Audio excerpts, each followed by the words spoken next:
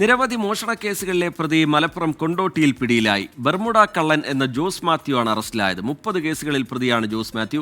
Sameer bin Kareem വിവരങ്ങളുമായി ചേരുന്നുണ്ട് മലപ്പുറത്ത് നിന്ന്. സമീർ, ഈ കള്ളന്റെ പേര് ബർമുഡ കള്ളൻ എന്ന ജോസ് മാത്യു, എന്താണ് ഇയാളുടെ ഒരു രീതി, മോഷണത്തിന്റെ രീതി? പോലീസ് എന്താണ് ഇയാളെക്കുറിച്ച് വിശദീകരിക്കുന്നത്? ഇപ്പോൾ വലയിലായത് എങ്ങനെ?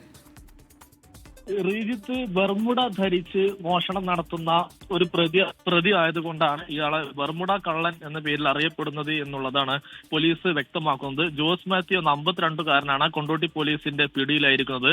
ജൂൺ 17-ാം തീയതിയും 18-ാം തീയതിയും കൊണ്ടോട്ടി തുറക്കലിലും കൊണ്ടോട്ടി കോടങ്ങാടുമാണ് മോഷണം നടന്നിട്ടുള്ളത്. ഈ ഡോർ കം വിൻഡോ ഉള്ള ഈ വീടുകളിൽ എത്തിക്കൊണ്ട് ഈ ജനൽ തുരന്ന് അതുവഴി ഈ ഡോർ ഓപ്പൺ ചെയ്താണ് ഈ പ്രതി മോഷണം നടത്തിയിരുന്നത് എന്നുള്ളതാണ് പോലീസ് കണ്ടെത്തിയിരിക്കുന്നത്. ഇയാള് ഇക്കഴിഞ്ഞ ഫെബ്രുവരിയിൽ ഈ ജയിലിൽ നിന്നും ശിക്ഷ അനുഭവിച്ച് ഇറങ്ങിയ ആളാണ്. പിന്നാലെ ജൂൺ മാസത്തിൽ ഇയാൾ വലിയ തരത്തിൽ മോഷണം നടത്തി എന്നുള്ളതാണ് പോലീസ് കണ്ടെത്തിയിരിക്കുന്നത്. മലപ്പുറം ജില്ലയിലെ കൊണ്ടോട്ടി, വേങ്ങര, താമരശ്ശേരി, ഇപ്പൊ തന്നെ കോട്ടക്കൽ തുടങ്ങിയ സ്റ്റേഷൻ പരിധിയിൽ ഈ ജൂൺ മാസത്തിൽ മാത്രം മോഷണം നടത്തിയെന്ന് പോലീസ് കണ്ടെത്തിയിരിക്കുകയാണ്. ഇയാൾ ഈ കൊച്ചിയിലാണ് താമസിക്കുന്നത് എന്നുള്ളത് പോലീസ് കണ്ടെത്തിയിട്ടുണ്ട്.